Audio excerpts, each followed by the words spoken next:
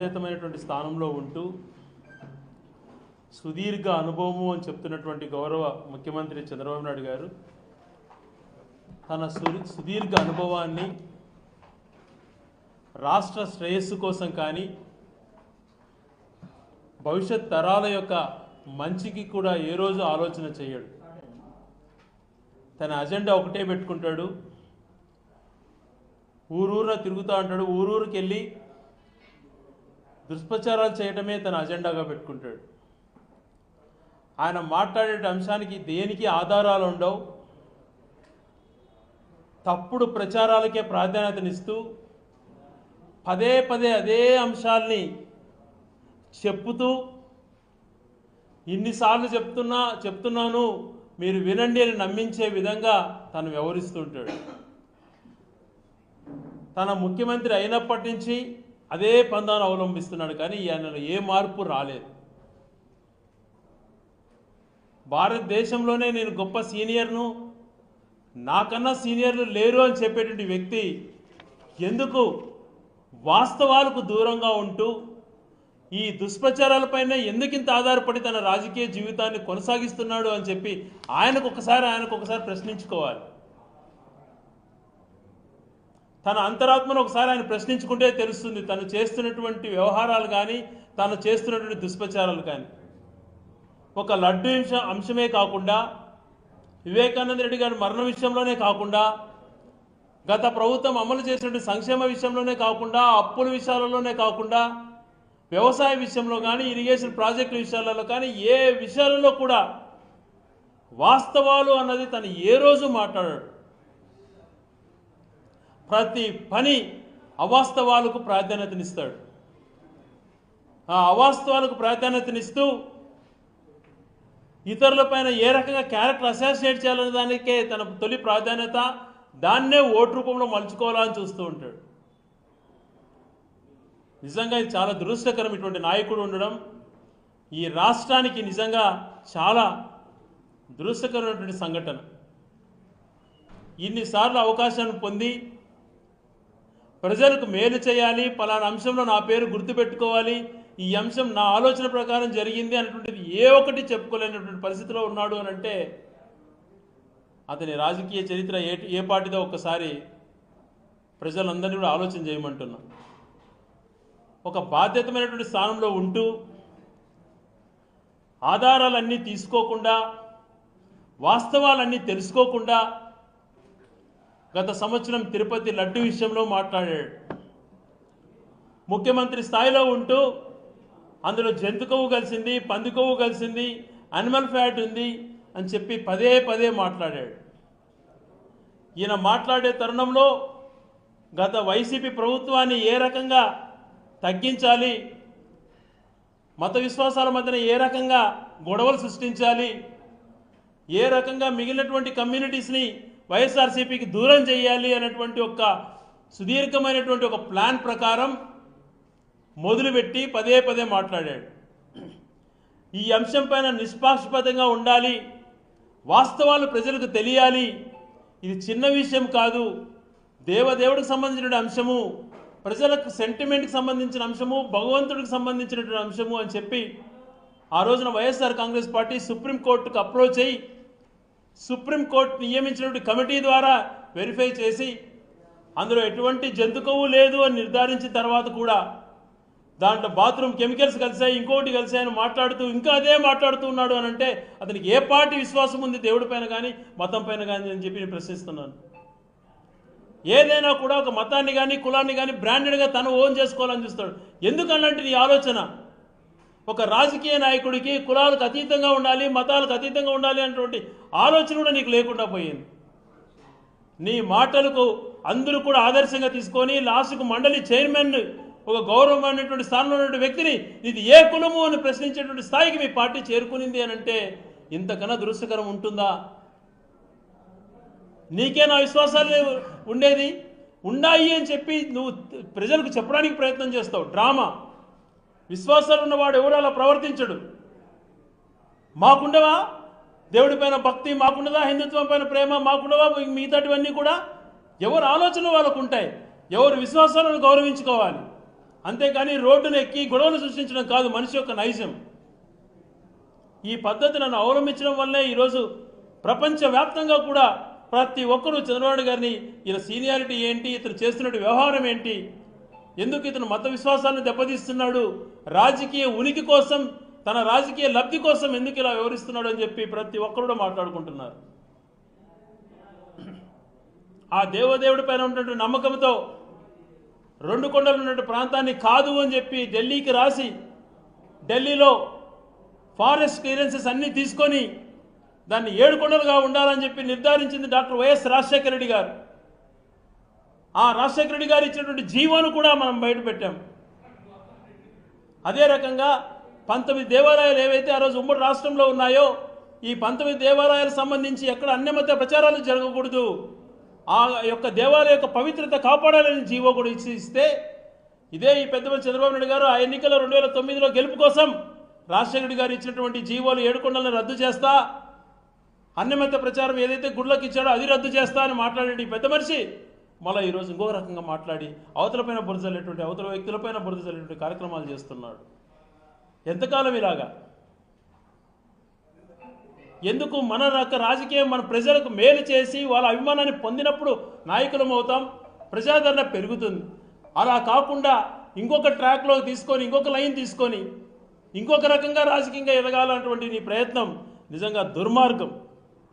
అలాగే గౌరవనీయులైనటువంటి వివేకానంద రెడ్డి గారి విషయం పైన పదే పదే మీటింగ్ల లేకొచ్చి ఈ ప్రాంతాలలో ఆయన బాబాయిని చంపాడు అని మాట్లాడుతున్నాడు. నీకు సిగ్గుందా చంద్రబాబు నాయుడు గారు?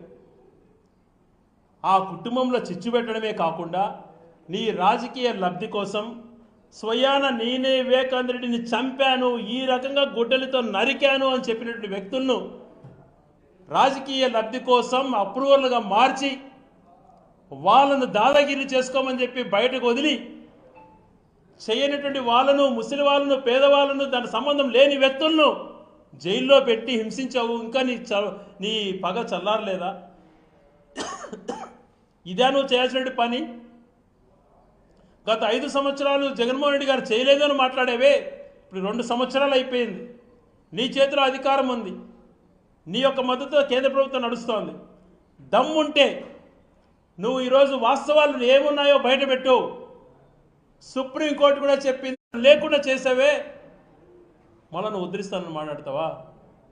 ఇక్కడికి రావాల్సినటువంటి లా యూనివర్సిటీ మొత్తం టేకప్ అయ్యే టైంలో, క్లాసెస్ మొదలైనటువంటి సమయాలలో దాన్ని తీసుకెళ్ళిపోతుంది. ఇన్ని రకాలుగా మోసం చేసి, ఇన్ని రకాలుగా మా కడుపు కొడుతూ, కేవలం దుష్ప్రచారాలను నీ అజెండాగా పోతూ పదే పదే తప్పుడు మాటలు మాట్లాడుతున్నట్టు నీకు ఖచ్చితంగా ప్రజలతో పాటు దేవుడు కూడా నీకు మొటిక్కాలేస్తాడు. నువ్వు చేస్తున్నటువంటి పనులు ఏంటి? ఇవన్నీ దైవాగ్రహం కాదా? గతంలో కూడా పుష్కరాల సమయంలో నీ పబ్లిసిటీ కోసం నేను దాక్షణంగా 29 మందిని తొక్కి చంపించావు. ఏమయ్యా, నీ పబ్లిసిటీ కోసం ఇంతమందిని చంపినావు అని అంటే ఏ మ్యాగజైన్లో చనిపోరా, పూరి జగన్నాథ్ యాత్రలో చనిపోరా అని చెప్పి హేళనగా మాట్లాడుతీవి. కందుకూరులో నీ పబ్లిక్ మీటింగ్లో 7 మందిని చంపేస్తీవి తొక్కిచ్చి. గుంటూరులో చీరల పంపిణీ అని చెప్పేసి అక్కడ ఒక 5-6 మందిని చంపిస్తేవి. తిరుపతిలో వైకుంఠ దర్శనం టికెట్లు ఇస్తే అక్కడ ఒక 6-7 మందిని చంపిస్తేవి. కాశీబుక్క శ్రీకాకుళంలో 24 మందిని చంపించేస్తేవి. నిన్నగాక మొన్న మన నరసింహస్వామి రథయాత్రలో కూడా భక్తులందరూ కూడా గాయపడినటువంటి అంశాలు మనం చూస్తున్నాం. ఇవన్నీ నువ్వు చేస్తున్నటువంటి కారకులుగా దైవం నుంచి వచ్చేటువంటి ఆగ్రహం అనేటువంటిది ఇప్పటికైనా తెలుసుకో. ఎప్పుడు కూడా వ్యక్తిత్వం ప్రాపర్గా ఉండాలి. ఒక రాజకీయ నాయకుడు వివరించినటువంటి తీరును వివరించు. ఇంత సీనియర్ అయినా ఇప్పుడన్నా కూడా నువ్వు ఆలోచన చేసుకో. ప్రజల నుంచి మ్యాండేట్ పొందిన తర్వాత అయినా ఎంతకాలం బతుకుతారో, ఒక 5 ఏళ్ళో 10 ఏళ్ళలో ఉంటాం. ఇప్పటికైనా కూడా దాన్ని అనుసరించుకొని ప్రజల్లో చిరస్థాయిగా నిలబడడానికి నీకంటూ కార్యక్రమాలు చేయి. ఐటీని సృష్టించినానంటావు, అది అందరికీ తెలుసు ఏం జరుగుతుందన్నది. వాళ్ళు సృష్టించేది కాదు, దానికి వచ్చేటువంటి పరిస్థితులు. ఈరోజు ఉద్యానంలో ఒక మనిషికి ప్యూర్గా జగన్మోహన్ రెడ్డి గారు నిర్మించినటువంటి హాస్పిటల్లో ట్రాన్స్ప్లాంటేషన్ జరిగి విజయవంతంగా జరిగిన అంశం, అట్లాంటి గర్వంగా మాట్లాడుకునే అంశాలు చేయి. మీకు ధైర్యం ఉంటే. ఆ ఉద్యానంలో అప్పుడు ఏం చేయలేదంటే ఈయన చేశాడండి 2 సంవత్సరాలు. అది అద్భుతంగా 98% కంప్లీట్ అయినటువంటి దాన్ని కూడా హేళనగా మాట్లాడాం. గతంలో మనం మాట్లాడేటువంటి వాళ్ళం. మీరంతా కూడా ఇక్కడ ఎన్నో కాలంలో సీనియర్ జర్నలిస్టులు ఉండేవాళ్ళు. ఏ సినిమాలు చూసినా ఆ రోజు పాలమూరు కరువు, ఉత్తరాంధ్ర కిడ్నీ రోగుల గురించి మాట్లాడేవాళ్ళు. అటువంటిది రాజశేఖర రెడ్డి గారు పాలమూరు కరువును పారుదోలితే ఉత్తరాంధ్రలో పర్మనెంట్ సొల్యూషన్గా ఉద్యానం హాస్పిటలే కాకుండా అక్కడ సర్ఫేస్ వాటర్ ఇచ్చేటువంటి ప్రయత్నం చేసి సక్సెస్ అయినటువంటి వ్యక్తి జగన్మోహన్ రెడ్డి గారు. ఈరోజు చూస్తే పాలల్లో కల్తీ, నెయ్యిలో కల్తీ, అన్నింటిలో కల్తీ. ఒక కాకినాడలోనే దాదాపు ఈ తూర్పుగోదావరి జిల్లాలోనే, ఉమ్మడి తూర్పుగోదావరి జిల్లాలో ఇప్పటికి 20 మంది పైగా మరణించినట్టుగా వార్తలు వస్తాయి. ఇవన్నీ నువ్వు చేసేటువంటి హత్యలు కాదా? నెయ్యి విషయంలో నిర్దాక్షిణంగా మోసం చేస్తే 322 రూపాయలు ఉన్నటువంటి నెయ్యిన 700 రూపాయలకి వెలిసి ఇందాపూర్ ద్వారా తిరుమలకు దేవుడికి సప్లై చేసే నెయ్యి విషయంలో కూడా దారుణంగా 1000 కోట్లు దోచుకున్నాం. స్వయాన్ నిన్న క్యాబినెట్ మీటింగ్లో 200 కోట్లు పెడుతున్నాను హెరిటేజ్ ఇన్వెస్ట్మెంట్ అని చెప్పి 100 కోట్లు ఇన్సెంటివ్స్కు నీ కంపెనీకి నువ్వే క్యాబినెట్లో ప్రకటించుకున్నావు. ఇవన్నీ నీకు సిగ్గనిపించట్లేదా? ఇన్ని రకాలుగా మోసం చేస్తూ, ఇన్ని రకాలుగా ప్రజలతో జీవితాలతో ఆడుకుంటూ ఇంకా ఏం చేయాలని నువ్వు భావిస్తున్నావో ఒక్కసారి ఆలోచన చేసుకోమని, భవిష్యత్తులో నీ వ్యవహార శైలి కొంచెమన్నా మారాలి అని చెప్పి కోరుకుంటూ, ఇప్పటికైనా దేవుడిపైన మిగతా వంటి అంశాలపైన మాట్లాడకుండా నువ్వు చేస్తున్నటువంటి దుష్ప్రచారాలను మానుకొని వాస్తవాలు చెప్పే ప్రయత్నానికి రావాలని చెప్పి గట్టిగా డిమాండ్ చేస్తున్నాను.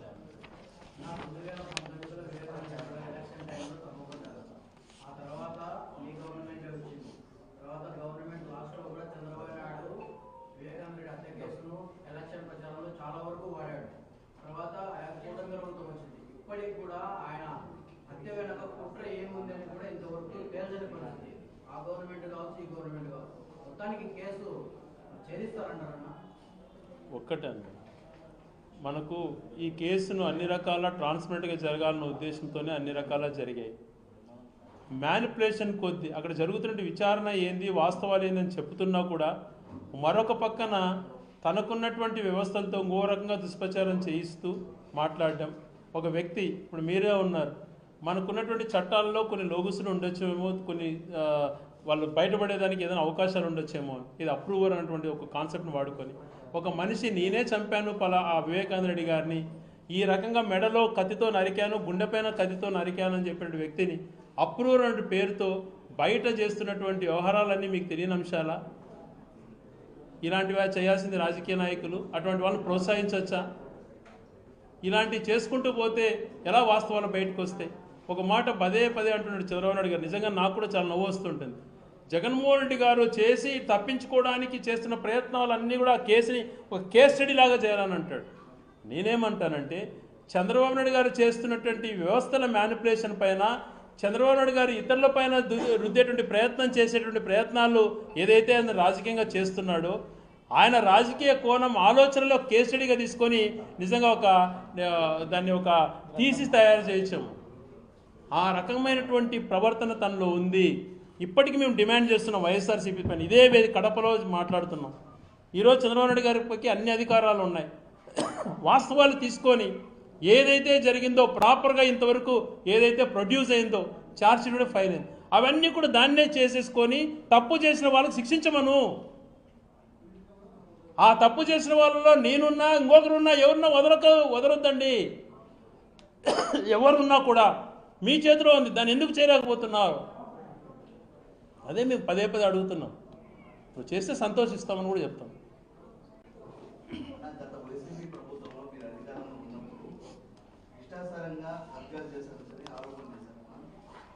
నా ఒక్కటి, ఇప్పుడు కబ్జాలు చేశారు అని చెప్పి వాళ్ళ ప్రతి ఒక్క అంశంలో కూడా ఇలాంటి అంశాలు పదే మాట్లాడుకుంటూ చేస్తూ వచ్చి వాళ్ళు లాస్ట్ వైసీపీ పైన వ్యతిరేకత తీసుకొచ్చినట్టు.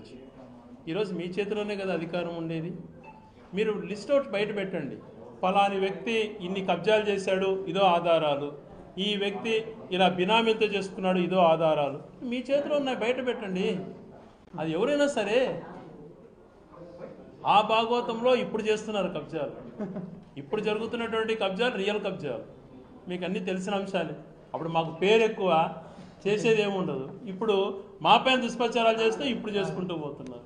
ఒక్కటే గుర్తుపెట్టుకోండి బ్రదర్, ఒక పాలసీస్ పైన అంటే డాటర్ ల్యాండ్స్ అనేటువంటిది వాళ్ళకి రైతుకేమో హక్కు ఉంటుంది, కానీ రికార్డు ఉండదు. తన బిడ్డ పెళ్లి చేసుకోవాలన్నా తన వారసత్వంగా ప్రకటించుకోవాలన్నా హక్కు ఉండేటువంటి పరిస్థితి కాదు.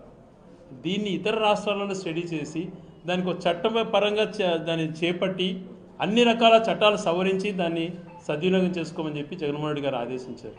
దాంట్లో ఒక 5% యదవనాయాలు తప్పులు చేసింటారు, అటువంటి వాళ్ళను నడి రోడ్లో శిక్షించండి. రెండో అంశం ఫ్రీ హోల్డ్ అనేటువంటిది, దళితులైనా ఇంకొకరైనా ఎప్పుడో అలాట్ అయినటువంటిది, వాళ్ళ అక్కడ ఏ పంట పండించుకోలేని పరిస్థితి, కనీసం రైతు భరోసా కూడా పడలేని పరిస్థితి, నాకు ఇంత ఆస్తి ఉంది అని చెప్పుకోలేని పరిస్థితి, ఆ పరిస్థితి నుంచి అతనికి ఫ్రీ హోల్డ్ అన్నట్టు తనకి అన్ని రైట్స్ కల్పిస్తే తన హక్కుగా భావిస్తాడు, నాకు ఇంత ప్రాపర్టీ వచ్చిందని భావిస్తాడు, నాకు ఇంత నా వెనక ఉంది అన్నటువంటి ధైర్యం తనకు ఉంటుంది అని చెప్పి అటువంటి మంచి చేస్తే, ఎవడో 100లో 1 2 పనికిమాల నాయకులు చేస్తే దాన్ని అందరికీ అంతగట్టి ఇప్పుడు 2 సంవత్సరాలు అయింది. ఆ ప్రాబ్లం సాల్వ్ చేయకుండా పూర్తిగా ఇంకా అలాగే కన్ఫ్యూజ్ చేస్తూ వైసీపీ పైన ఆరోపణలు చేస్తున్నాం. ల్యాండ్ ట్యాట్లింగ్ యాక్ట్గా ఎస్ మేము అంటున్నాం. ఈరోజు జగన్మోహన్ రెడ్డి గారు చేసినటువంటి పాస్ పుస్తకం రీసర్వేని సేమ్ అదే ఇస్తున్నావు. ఏం మారుస్తున్నావు? ఒక పైన ఫోటో ఒకటి తీసేసి చేస్తున్నావు, అంతకుమించి ఏమన్నా చేస్తున్నావా? ల్యాండ్ టైటిలింగ్ యాక్ట్ తప్పు, నేను రద్దు చేస్తానని మాట్లాడేవే, మరి అదే ఎందుకు ఇంప్లిమెంట్ చేస్తున్నావు? అన్నీ కూడా రాజకీయ కోణంలో ఈరోజు మాట్లాడుకుంటూ పోతే మనం సాయంత్రం వరకు కూడా చెప్పచ్చు బ్రదర్. వాళ్ళు చేసినటువంటి ప్రాపగండాలు ఎలాంటివి, ఎందుకు సక్సెస్ అయ్యారని. కేవలం వాళ్ళ అజెండా ఒకటే, దుష్ప్రచారము. కింది నుంచి పై వరకు వాళ్ళ నాయకుల వ్యవహార శైలి దుష్ప్రచారం చేసేవి ఒక అజెండాగా పెట్టుకుంటారు, దాంట్లోనే సక్సీడ్ అవుతుంటారు. అది అధికారంలో ఉన్న అలా చేస్తారు, అధికారంలో లేకపోయినా అలా చేసుకుంటూ పోతుంటారు. 100% మా ప్రయత్నం మేము చేస్తున్నాం లేదు. ప్రతి అంశం పైన మేము వివరణిస్తున్నాం. మీరు ఏదైతే దుష్ప్రచారం చేస్తున్నారో, ఏదైతే మాకు అంటగట్టాలని చూస్తున్నారో, మీ చేతిలో అధికారం, మీరు ఏ చర్యలను చేపట్టండి అని చెప్పి ఓపెన్గా ఛాలెంజ్ చేస్తున్నాం. ఈరోజు అప్పులపైన పదే మేము మాట్లాడుతున్నాం. అయ్యా నువ్వు చేసింది మేము 5 సంవత్సరాలు చేసిన అప్పుడు నువ్వు 2 సంవత్సరాలనే చేసావయ్యా. గతంలో సచివాలయ ప్రతి ఊర్లో ఒక బిల్డింగ్స్ కట్టాం, హెల్త్ క్లినిక్లు చేశాం, ప్రతి ఊర్లో స్కూలు బాగుపరిచాం, ప్రతి ఊర్లో హాస్పిటల్ క్రియేట్ చేశాం. గవర్నమెంట్ హాస్పిటల్ ఎక్కడ వేకెంట్ ఉంటే కూడా 24 అవర్స్లో డాక్టర్ అక్కడికి వచ్చారని చెప్పి ఆలోచనలతో పాలసీస్ తీసుకొచ్చాం. ఇన్ని మంచి పనులు చేసామయ్యా. 17 పోర్టులు, ప్రతి 50 కిలోమీటర్లకు ఒక పోర్టు ఉండాలని చెప్పి ఆలోచన చేసి పోర్టులు కట్టాం, 17 మెడికల్ కాలేజీలు కట్టాం. ఈ వాస్తవాలని చెప్తూనే ఉన్నాం మేము. ఆ మెడికల్ కాలేజ్ ఏం లేదు, పులివెందులు ఏం కట్టలేదు అంటారు. పులివెందులు చూద్దామంటే రారు. ప్రతి ఊర్లో కూడా ఇదే వ్యవహారం జరుగుతుంది. మాకు ఖచ్చితంగా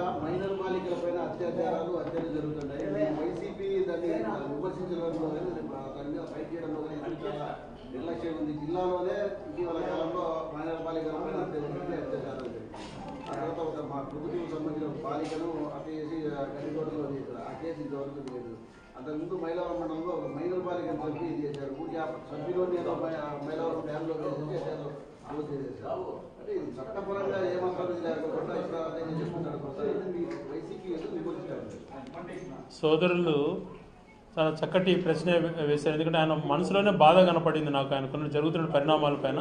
ఈ అంశం పైన పదే మాట్లాడుతున్నారు కదా. మా నాయకుడు జగన్మోహన్ రెడ్డి దగ్గర నుంచి మేము కూడా పదే పోలీస్ కంప్లైంట్ ఇచ్చాం, దీనిపైన చర్యలు చేపట్టండి. ఒక పక్కన మేము డ్రగ్స్ లేకుండా చేస్తామని మాట్లాడుతూ డ్రగ్స్ని ఎంకరేజ్ చేస్తూ పసిపిల్లల యొక్క మానపానాలు పోతున్నాయి. బద్వేలు సంఘటన దగ్గర నుంచి, గండికోట సంఘటన దగ్గర నుంచి, నందికొట్కూరు సంఘటన, రాష్ట్రంలో ఈ రోజు ఆ రోజు అని కాకుండా మైనర్ బాలికల దగ్గర నుంచి పండు ముసలిని వరకు దారుణంగా చేస్తున్నారు, అత్యాచారాలు చేస్తున్నారు అంటే అంశాలు లా అండ్ ఆర్డర్ పూర్తిగా తుడిచిపెట్టుకుపోయిందన్నట్టు మాట ప్రతి అంశంలో మాట్లాడుతున్నాం. హోమ్ మినిస్టర్ గారు మీరు చేయాల్సిన బాధ్యత చేయకుండా సర్కాస్టిక్గా ఇతరులపైన విరుచుకుపడుతున్నారు తప్పితే మీరు మీ వ్యవహార శైలి చేయలేదు. కేవలం ఇతరులపైన వైసీపీని విమర్శించడమే అజెండాగా పెట్టుకున్నారని పదే మాట్లాడను. మా కౌన్సిల్లో మా గౌరవ సభ్యులు కళ్యాణి గారు కానీ మిగతాటువంటి అంశాలు, మహిళలు ఎవరైతే కల్పన గారు, వీళ్ళంతా కూడా పదే ఈ అంశాలపైన పదే నినాదించి ప్రభుత్వం చర్యలు తీసుకోవాలని చెప్పి కూడా డిమాండ్ చేశారు. దీనిపైన వైఎస్ఆర్సీపీ కూడా ఒక ప్రణాళిక ప్రకారం ఎలాగా పోరాటం చేయాలన్నా కూడా ఖచ్చితంగా ప్లాన్ చేస్తాం. చాలా బాగా ఇప్పుడు ఆ రోజు నిర్ణయించిన ప్రకారం ఆ రోజు అజెండాలో ఏదైతే అనుకున్నామో ఒక టాస్క్ ఫోర్స్ నియమించుకొని ఎలా ముందుకెళ్ళాలన్నది టాస్క్ ఫోర్స్ అంతా కూడా నిన్ననే ఫైనల్ అయిపోయింది. దానిపైన ఉధృతం చేస్తాం. జిల్లాకు 3 చెప్పిన జిల్లా అధ్యక్షులు కాకుండా 3 ఉంటారు కదా. అవంతా కూడా పార్టీ అంతా అక్కడ అందరూ కలిసి అందరు జిల్లా అధ్యక్షులు కలిపి నిర్ణయం తీసుకున్నారు. ఆ టాస్క్